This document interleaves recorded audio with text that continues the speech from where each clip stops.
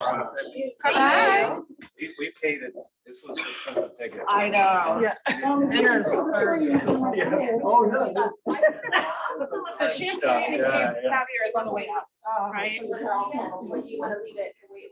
All I do is like crappy water and all. You gotta have. I would have brought you. I'm actually trying to stop. Yeah.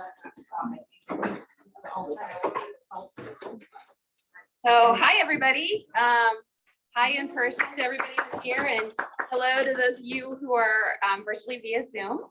My name is Lynn Greason, and I'm doing a quick hello and welcome you to the Entrepreneur Collaborative Center. I feel like I know everybody here already, mostly, but maybe not everybody on Zoom knows exactly who we are and what we do. But we are a one-stop shop for business owners to seek resources and assistance. We have over 100 partners, one being the Arts Council. We're so thankful that you're here. 100 partners that utilize our facility for programming, education, networking, anything related to entrepreneurship and for the good of our community. So be sure to check out our ECC calendar of events, hillsborocounty.org/ECC. You can subscribe to our newsletter and you'll automatically receive our weekly list of upcoming events. I promise to keep it short and sweet. Otherwise, I could stay up here all day, and I am going to now turn it over to Martine, who will kick off the program. But thank you for being here today, and certainly check out all of our future programming. Have a great program today. Thank you. Well, thank you so much, Lynn. We are so grateful to the Entrepreneur Collaborative Center for hosting this, for hosting our board meeting next week, for hosting a whole series for artists back early in the year. We love our partnership with them, and they're such a great resource. Please look them up online and check out all the wonderful things they do. Well, we're so excited to see you all here today. We're getting ready to start Arts and Economic Prosperity 6, and we're very excited about that.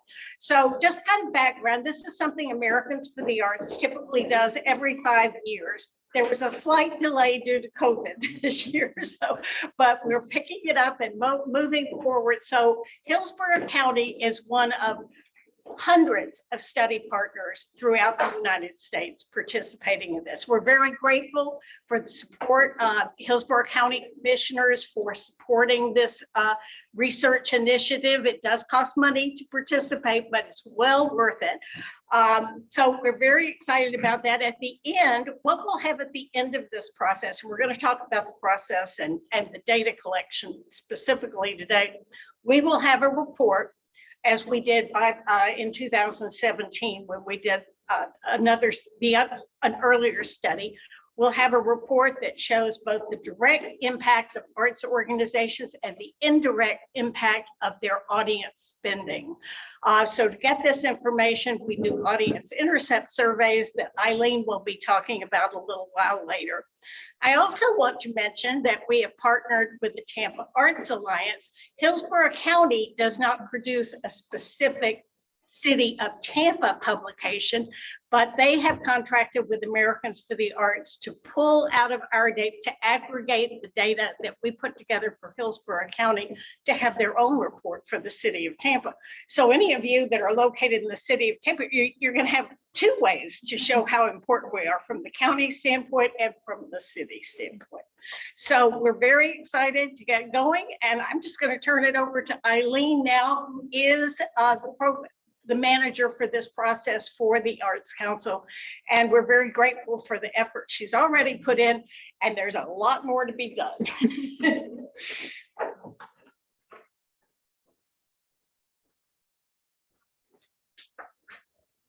Hello, everyone. I know Martine just gave you a little bit of information. Let me make sure you can actually see me about what's going on here today. And so I'm just, like she said, here to give you a little bit more. And I wanted to welcome everybody who is both here with me in person and online for spending some time this way today to really get down to the nuts and bolts of what we're doing and why we're doing it and how it needs to be done, because the how is probably the biggest part.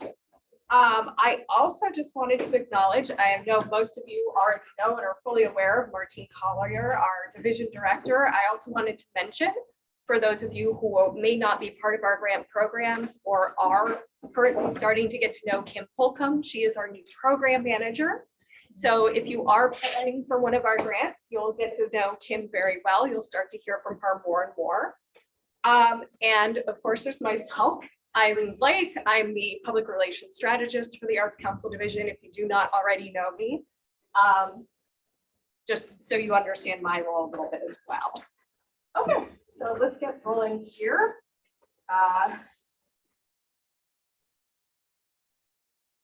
Oh, there we go. Okay, so I know Martine went over this a little bit, but just so you guys are aware, this is a nationwide study. It's focused on specifically the nonprofit arts and culture sector. I don't want to repeat a lot of stuff that Martine already mentioned, but this is very important for demonstrating on our impact on a variety of economic areas. And I know most of you already know what an important part of the economy the arts really plays in terms of job creation or tax revenues, all these other really important vital things it does, but this is our opportunity to fully tell that story, to have all the data and numbers available to say what we're doing, and support the funding and everything else that some of you all receive. Okay, so right now, we just started as of May 1st, the collection of public input surveys. So these surveys are essentially what Martine just mentioned, where you go to patrons who are visiting your organization, your programs, your events, and ask them essentially how they're spending their money. And we'll aggregate that into data about their spending and their habits and what they're doing when they come visit your facilities. Later, there is also an organizational survey specifically for you to give additional information about employment and revenue and other items. And all of that will get aggregated into the data that will be available in September of 2023. So, you know, these surveys will ask a bunch of specific questions, even about things like how they feel about your event or your program, which honestly could be a very good conversational opportunity for some of you to get a feeling of the visitors that you have coming in, what, you know, if they've been there before, how they feel things are going, and a variety of other information will be available from these surveys. So I know Martine has mentioned to me in the past, organizations have actually really liked that this gives a unique opportunity to start some of these conversations with the visitors that you have coming in. So it's great to see this as an opportunity to really get to know things as well. So this is where things start to get a little complicated. There are actually 4 different types of surveys. If you're here with me today, I actually brought them. They look a little bit like this. I don't know if anyone can see this online, but if you can't, I promise I'm more than happy to send you the PDF version of this where you can even type in your name. This has a QR code on it, and we'll get into that a little bit more in a minute. But the focus here, there's an effort from Americans for the Arts to include more diversity in this economic survey this time. So this effort allows for a specific BIPOC or ALANA focused survey to be used, either if you're out in Hillsborough County or within the bounds of the city of Tampa. So you have a city of Tampa survey, a Hillsborough County survey that you use if you're located outside city of Tampa, and then a diversity focused survey available for both of those. And I've mentioned here that how Americans for the Arts has chosen to define whether or not you use this diversity focused survey is based on if the mission of your organization specifically focuses on a community of color, right? So an example of this would be somebody like Spanish Lyric Theater here locally in city of Tampa has a defined mission where they say that they are here to preserve Hispanic and Latin culture. There are many other really excellent arts organizations in our area who do good work specifically and offer programs for specific communities of color, but if that might not be their defined mission. So that's the separation of the two. And if at any point you're not sure about this, please contact me. I always want to make sure everybody's using the right type of survey to collect this data so that at the end, we have really good results. The surveys, in addition, are available in multiple languages. There are actually like 19 different languages. So what we have right now, for sure, English and Spanish, but if you have somebody else or some other language, some other focused exhibit maybe that might draw in a crowd who don't speak English or Spanish, I'm happy to go get a version of the survey for you in any language that you might require. I just need you to let me know. And there are also, getting back to survey types, multiple ways that you can offer people the survey. So we have made a really easy flyer, which I was referencing earlier, that has QR codes on it. You can type your name into a little box on the PDF, say, I'm Tampa Museum of Art or the HCC galleries or whoever you may be, and print that out very easily and disperse it into your organization that way. There's also a physical paper survey that you can, use an old-fashioned clipboard, hand it to somebody, have them fill it out that way. Very easy to do as well.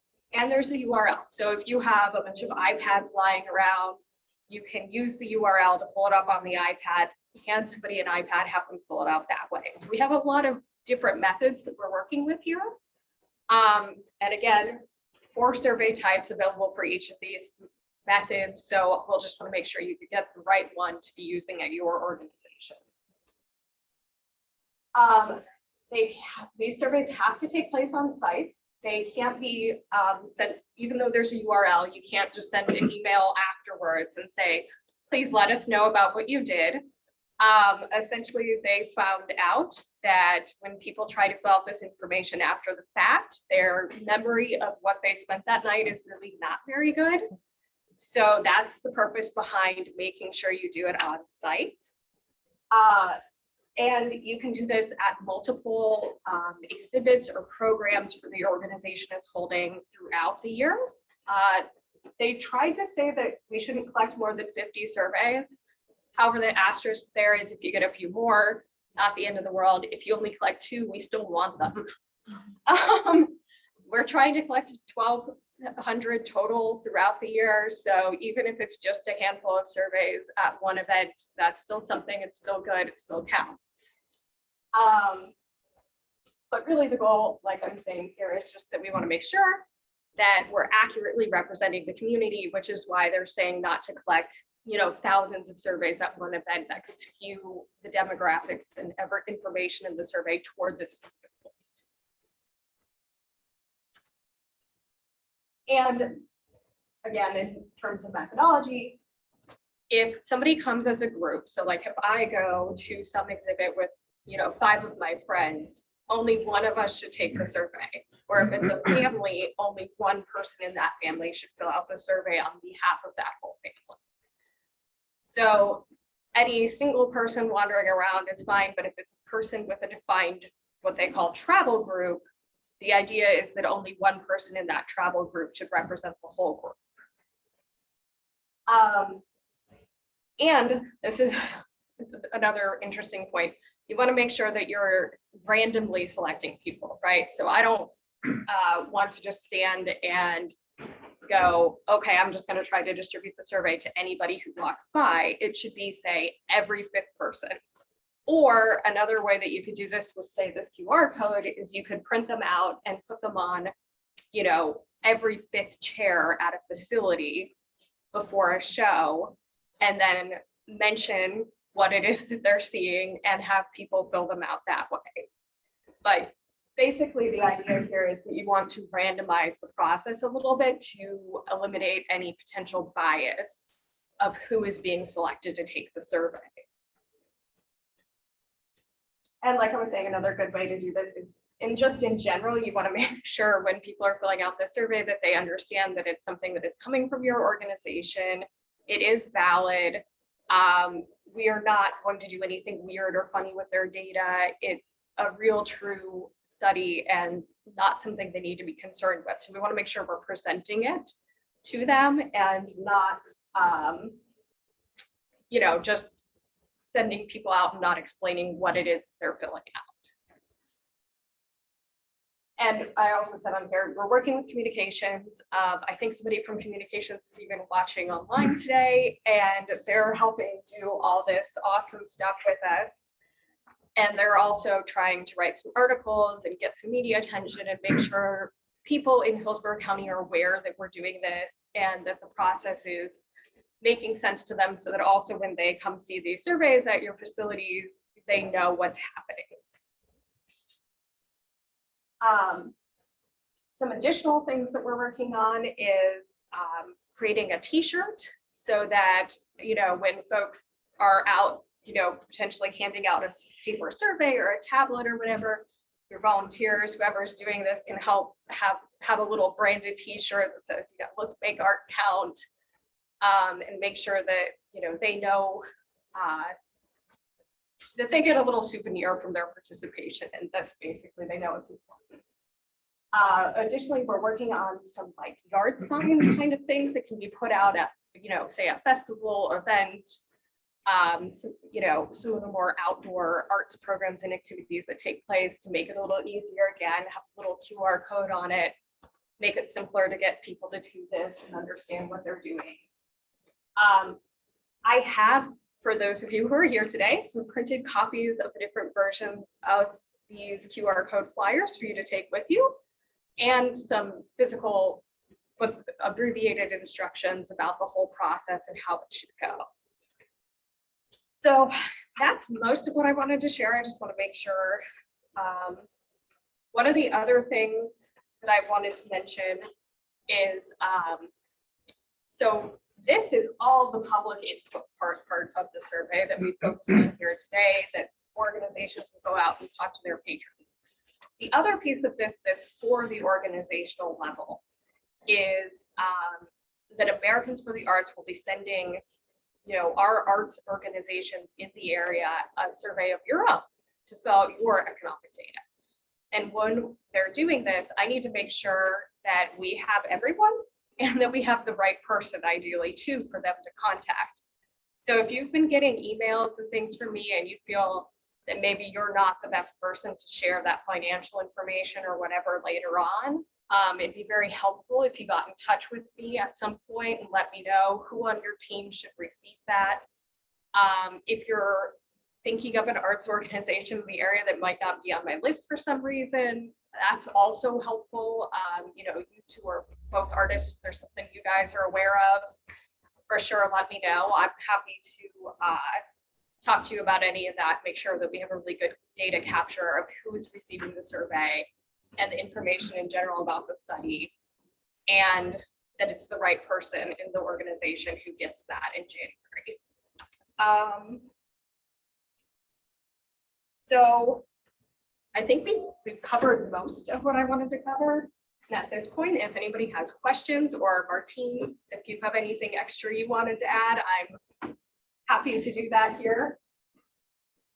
I would like to add that the last time we did that in 2016, when we were doing these surveys, the participation rate was outstanding, much better than other study regions throughout the country. So we have a high bar to start with, but it's the quality of what you get out of this process, the economic impact, the number that you get is only as good as how many people participate. I went to the Americans for the Arts conference when they released these results, and some of the people that participated were really sad and going, I don't think this really reflects our community at all. And then you looked at the percentage of participants, they just didn't have them. We did. So everybody really worked hard, and we're hoping we can replicate that. I also want to say, I think this study is especially important coming out of COVID. And Americans for the Arts and some of them have emphasized that, you know, the numbers are probably going to be a little lower than the last time because we're in a whole different normal. But it will give us a baseline, and we can look at the numbers and compare it with that study that was released in 2017, and we can really get a good big picture of how the cultural sector is doing in our county. So Eileen mentioned I gotta tell you, I love reading these studies. The audience intercept, because it flies in the face of the arts being elitist. When you're looking at a 20-something with a high school degree who spent $450 buying tickets for his whole family and taking them out to dinner, forget arts being elitist. They really, really give good information that is really hard to get any other way. So anyway, we appreciate and we hope you enjoy engaging with your constituents during this process. I got a lot of good feedback last time that, wow, this was a new way to talk to an audience member or someone in the gallery. And I learned so much from it. This is from the organization. So not just for our purposes of gathering the research, we hope that this will be a joyful connection with your constituents as well. Okay, and with that, I'm gonna go check. I just realized folks might be asking questions on Zoom, so I'm gonna go check that real quick. He was gonna let us know, Irene. Let's see what- I went back and spoke with him in the monitor, and he was gonna let us know. I can just go double check. Oh. Thank you. Okay, I just want to make sure if there are any questions, we are not missing them. Thank you so much, Kim. Sure. Does anybody here have questions while she's checking on that one real quick? I know this is a somewhat complex process. Yes. I haven't seen the survey. How long does it take for somebody to fill it Oh, out? that is an excellent question. It's only a few minutes. I think that Andrea was looking at it and it's like a 3 to 5 minute survey. So it's not terribly long. It's not terribly complex. Probably the most complicated thing anyone needs to do is really think about how much money they just spent on dinner before they arrived, or did they buy parking before they arrived, that sort of thing. So those are the kinds of questions that are going to get asked, is some specific, numbers of what was spent that evening. And if you put them in the seats, it's something to do while you're waiting for the curtain to rise. Yeah. Yes, that would be if you have a theater setup, a very easy way to do this would just be to print out one of these handy flyers I keep talking about, put it on every fifth seat, and just let folks know what it is. In a gallery space like yours, you might want to use that kind of same idea, but put them up on like a wall or something like that, if people could very easily see, or whatever you're most comfortable with. You could also have little on for the students and t-shirts. Actually, 2 questions. Can you remind me how long will you be collecting this data? So we have an idea of like when we should Yeah. be subjected. We'll be collecting it all the way through next year until April 2020. Okay, April 23. And then if we want to utilize the additional resources like t-shirts and the yard signs, will you guys be reaching out to us or should we check in with you? I prefer you check in with me. We're Okay. still working on all of it, to be candid, so I can give you a more accurate timeline of when we've got t-shirts ready to go, when the yard signs are ready to go. Okay. Which I'm hoping will not be terribly much longer. I can see that expression on your face. I want to get. Sorry. No, No, that- okay. I just haven't ordered them yet, so I can't be like, well, it'll be next. Oh, no, it's fine. Yes. Yeah. But I can Thank definitely you. let you know. I know that'll be helpful, I'm sure, for some of these things going on. Attitudes.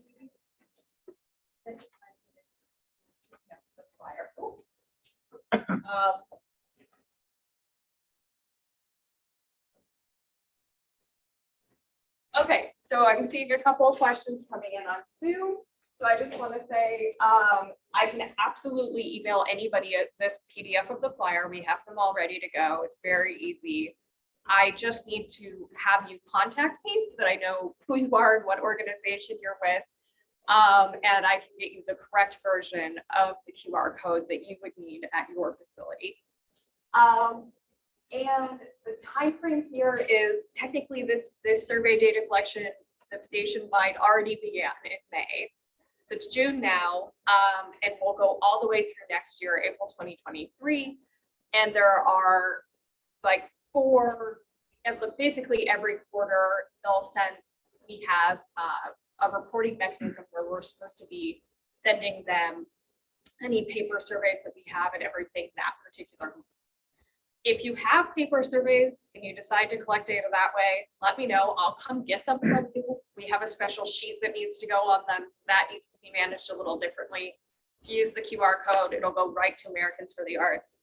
If you folks fill out paper survey, let me know about it so that we can come get them from you and send them to Americans for the Arts in the way that they require. I think there's a couple more, so just let me look here.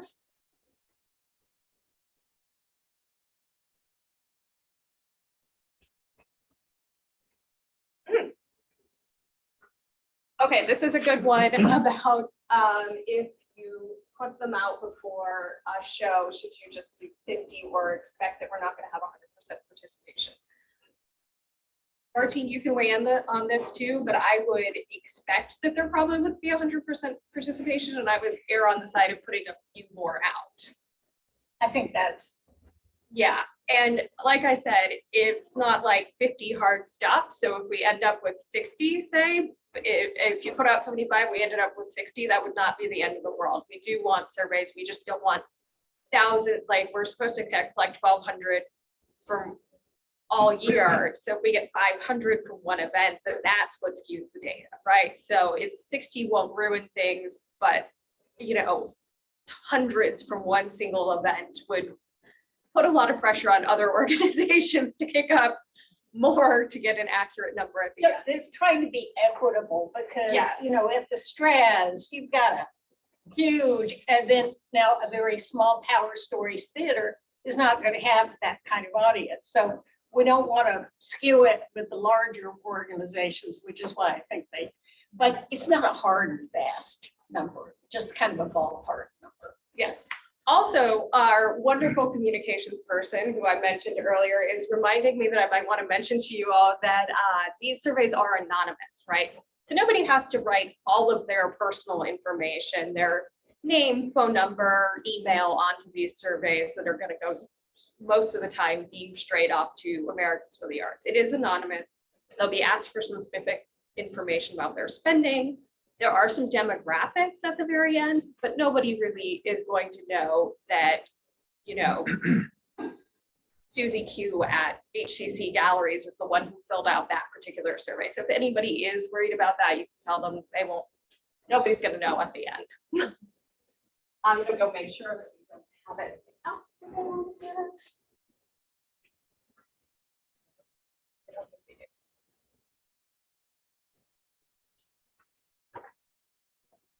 Okay, I'm not seeing any more online questions, and if nobody else who is physically in the room, oh wait.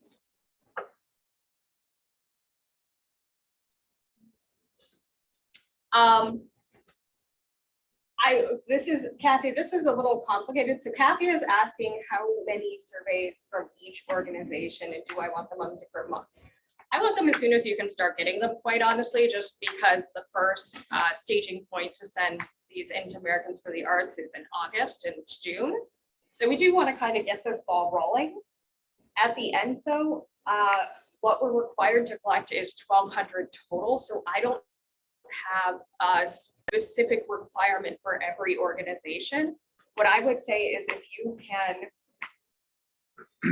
give me, you know, say 50 to 100 throughout the year at some of your events, we'd probably arrive where we need to be. If that's too much for your particular organization, anything that you can do to help support the data collection effort, it doesn't matter if it's 5 surveys, we will still take them. And you might start by choosing an event that seems especially appropriate to this, would get a diverse audience, when that there's more outreach or something. I know I talked to one organization, they're all excited, they want to do it for their holiday program, their youth orchestra. And they said that really, because they're pretty dead for the summer, you know, and so it depends on what really exciting is going on at your organization and which audience you would really like to capture in this data. Yes, or audiences, because like I said, if you have 2 great you know, exhibits, performances, or programs throughout the year and you want to collect at each of them, you're welcome to do that too. So that is a great tip, just looking at your internal calendar and seeing what you're coming up that might work well for this. I wondered, why did they cap it at 1,200? That's the minimum. Oh. Just we to can be go beyond clear, that. if we can get over 1,200, that is fine, and that's more data, right? Yeah, That's what that's what I Martine was was saying a minute ago, is our participation rate was higher than this last year. It was great, or not last year, last time that it was done, the participation was higher. What we need to have for them to be able to analyze the data well is at least 1,200 of these surveys. Anything past that is great, and it just gives a more robust image of what our local arts data really is like. So that's also why I'm saying, you know, in some sense, more is better, just not hundreds at a single event. We sent them more than the minimum and nobody complained. Yes, yes, more than the minimum is good. It actually just gives us a clearer picture, quite frankly. And this is Healdsburg County. Yes, 1,200 throughout Hillsborough County. And, you know, many of which will likely come from City of Tampa as well. And we'll be keeping an eye on, and they'll be helping me figure out where we are in survey collection and how many surveys have come in so that we can hit this benchmark. But yeah, just, I guess I'm throwing out this 1,200 number, but that's what we need to do the analysis. If we get 3,000, then it's just a better, more robust analysis. Let me see if there's any more.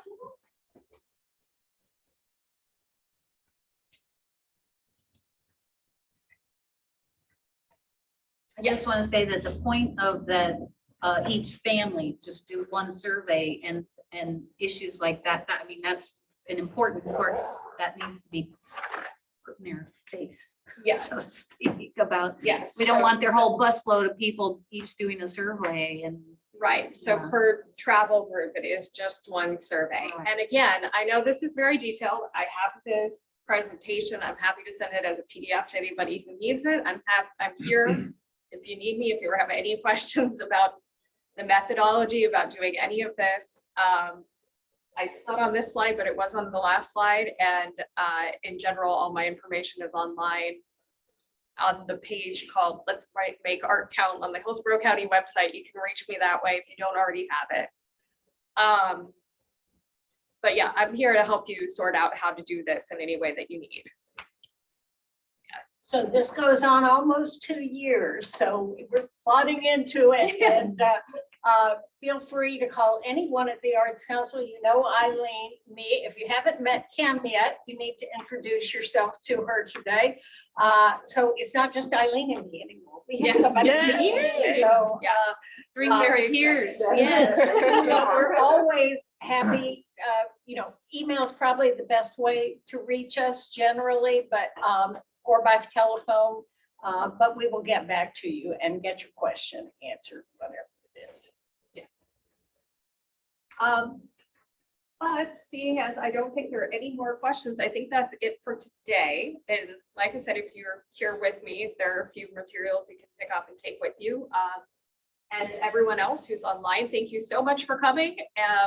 If you need anything, let me know. I am anticipating some emails, maybe to request surveys after this.